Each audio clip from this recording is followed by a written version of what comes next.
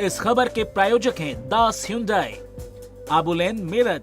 महाराष्ट्र विधानसभा चुनाव के बीच कांग्रेस सांसद और नेता विपक्ष राहुल गांधी ने प्रधानमंत्री नरेंद्र मोदी पर सीधा हमला बोला है।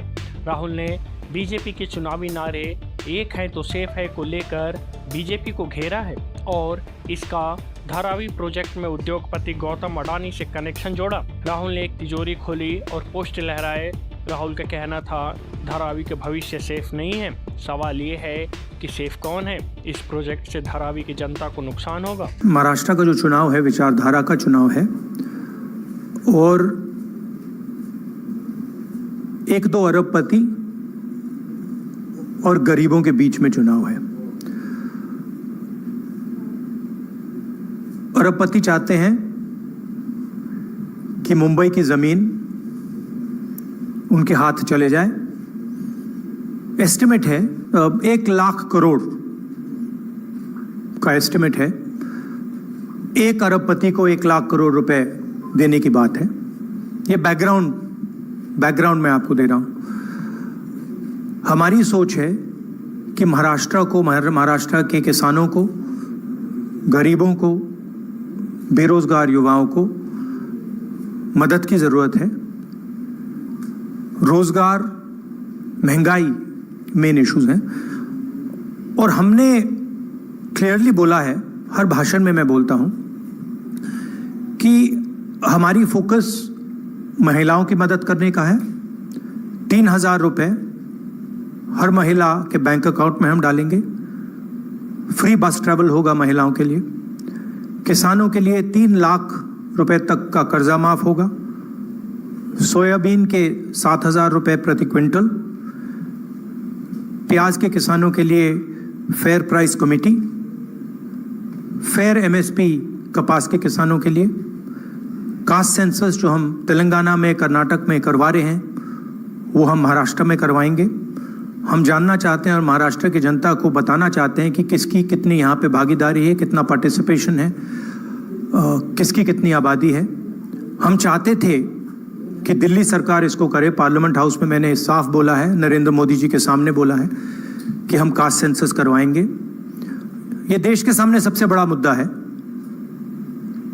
तकरीबन 50% एस्टिमेट है, 50% पिछड़ा वर्ग है। उनकी कहीं पार्टिसिपेशन नहीं है, सरकार में नहीं है, कॉर्पोरेट इंडिया में नहीं है, मीडिया में नहीं है। 15% दलित हैं, 8% आदिवासी हैं, उनकी भी कोई पार्टिसिपेशन नहीं है। तो कास्ट सेंसस सेंट्रल पिलर है हमारी स्ट्रेटेजी का।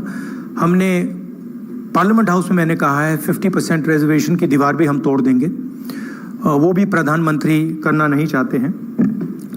हेल्थ इंश्योरेंस का हमारा यहाँ एक स्कीम है जो राजस्थान में बहुत सक्सेसफुल था। 25 लाख रुपए का स्वास्थ्य बीमा गरीब लोगों को, किसानों को, मजदूरों को, बेरोजगार युवाओं को ऑपरेशन की ज़रूरत हो, दवाई की ज़रूरत हो, MRI की ज़रूरत हो, जो भी मेडिकल फैसिलिटीज़ की ज़रूरत हो, 25 लाख रुपए तक की फैसिलिटी हमारी सरकार प्रोवाइड करेगी।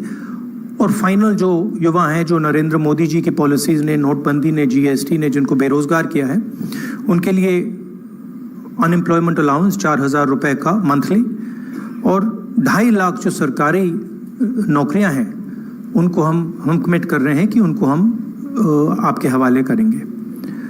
तो ये हमारा प्रोग्राम है। मेन इशू वही है।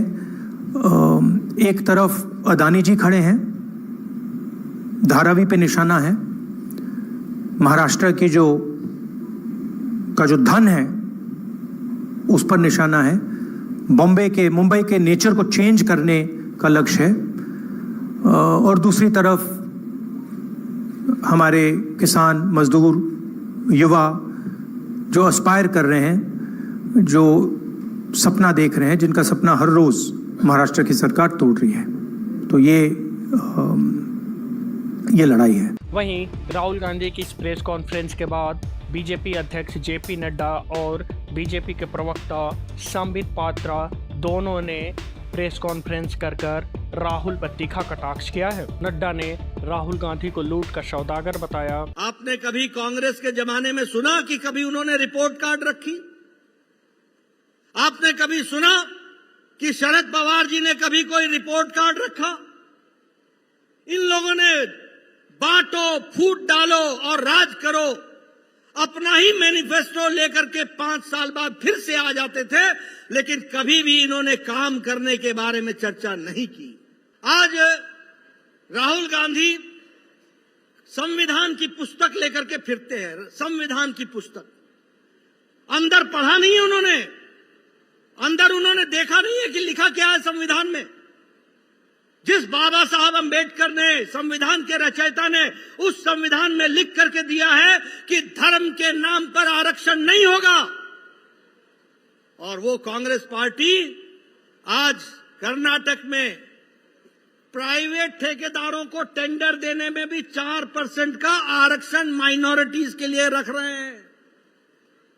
आज तेलंगाना में एससी का, एसटी का, ओबीसी का रिजर्वेशन को छीन करके पिछले दरवाजे से 4% हमारे माइनॉरिटी मुस्लिम भाइयों को देने के लिए साजिश रच रहे हैं।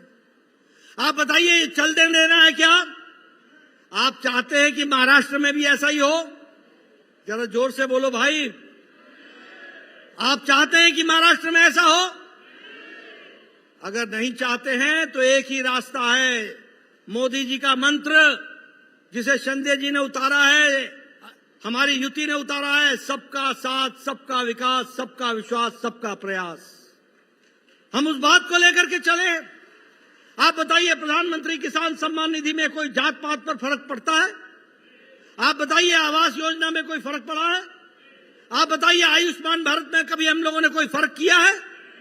और ये हर बात में फर्क लाने का काम कर रहे हैं। इसलिए संविधान की पुस्तक तो लेके घूमते हैं, लेकिन संविधान की धज्जियां उड़ाने का काम ये महाअघाड़ी और ये कांग्रेस पार्टी और राहुल गांधी के नेतृत्व में हो रहा है।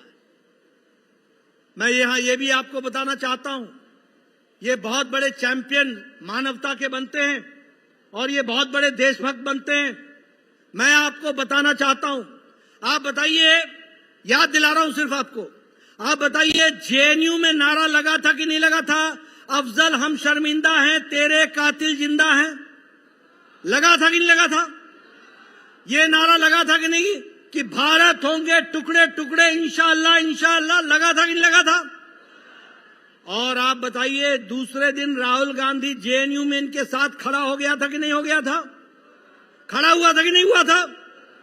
आप बताइए, इन्होंने उस नेता को कांग्रेस पार्टी में शामिल करके कैंडिडेट बनाया कि नहीं बनाया? ये मोहब्बत की दुकान में नफरत का सामान बेचने वाले सौदागर हैं। ये मोहब्बत की दुकान के नाम पर नफरत का सौदागर बने हैं, नफरत का सामान बेच रहे हैं, फूट डालो राजनीति करने की बात कर रहे हैं। आज अभी प्रेस कॉन्फ्रेंस कर रहे थे और मोदी जी ने कहा एक है तो सेफ है। अरे मोदी जी का एक है सेफ है का मतलब है एकता है तो हम सब सुरक्षित हैं, सबको साथ लेकर के चल रहे हैं। लेकिन तुम जब बोलते हो एक है तो सेफ है, तो तुम्हारे प्रेस कॉन्फ्रेंस में अगाड़ी के साथी भी नहीं होते, तुम एक ही होते हो, और एक होते हो तो ही सेफ होते हो। इस बात को समझ लेना चाहिए, ये तुम्हारी स्थिति है। वहीं भाजपा के राष्ट्रीय प्रवक्ता संबित पात्रा ने दिल्ली भाजपा मुख्यालय में एक प्रेस कॉन्फ्रेंस को संबोधित करते हुए कांग्रेस पार्टी और गांधी परिवार पर घपले घोटालों में शामिल होने का आरोप लगाया। राहुल गांधी जी ने एक प्रेस कॉन्फ्रेंस किया।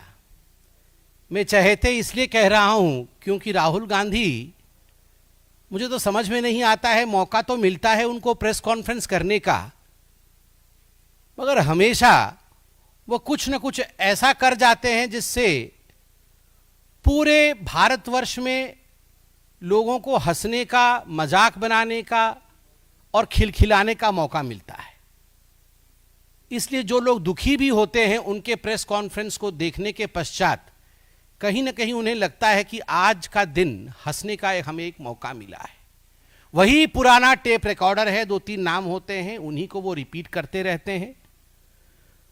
और मैं तो आज कहूँगा कि ये बहुत ही निचले स्तर का प्रेस कॉन्फ्रेंस था। एक तथाकथित राष्ट्रीय पार्टी के तथाकथित उम्दा नेता द्वारा इस प्रकार का प्रेस कॉन्फ्रेंस, और उसमें भी एक तिजोरी पकड़कर लाना, और उसके इर्द गिर्द नाटक करना यह राहुल गांधी और कांग्रेस पार्टी को शोभा नहीं देती है। मैं कल सोशल मीडिया देख रहा था, आज भी सोशल मीडिया देख रहा था। हम सबके बहुत निकट आदरणीय बाला साहेब ठाकरे, उनके एक इंटरव्यू को हम देख रहे थे, जिसमें बाला साहेब ठाकरे ने जब राहुल गांधी के विषय में पूछा गया तो बाला साहेब ठाकरे झुंझला गए। उन्होंने कहा, अरे वो छोटा पोपट के बारे में मत पूछो, छोटा पोपट है वो, पोपट है।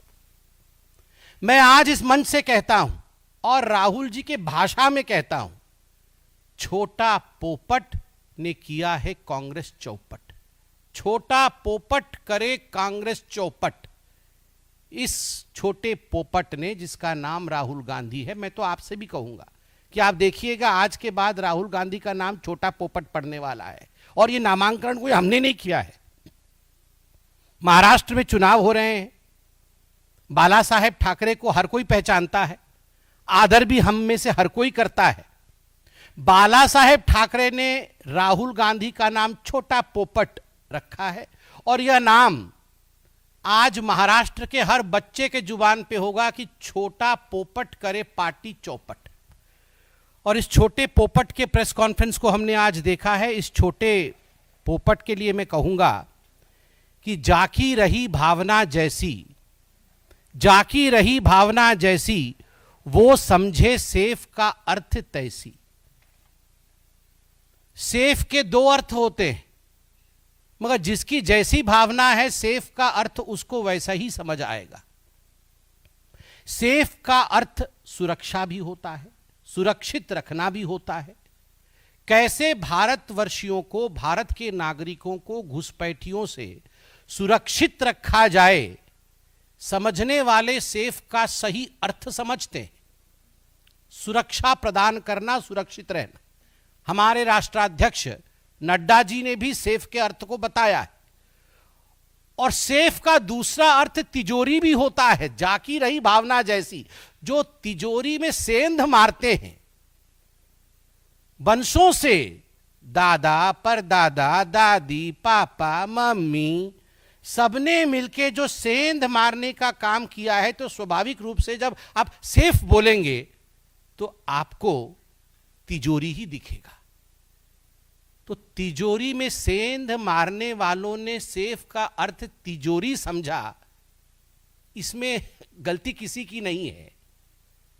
ये गलती उस खानदान की है जिन्होंने बार बार हिंदुस्तान की तिजोरी में सेंध मारने का काम किया है।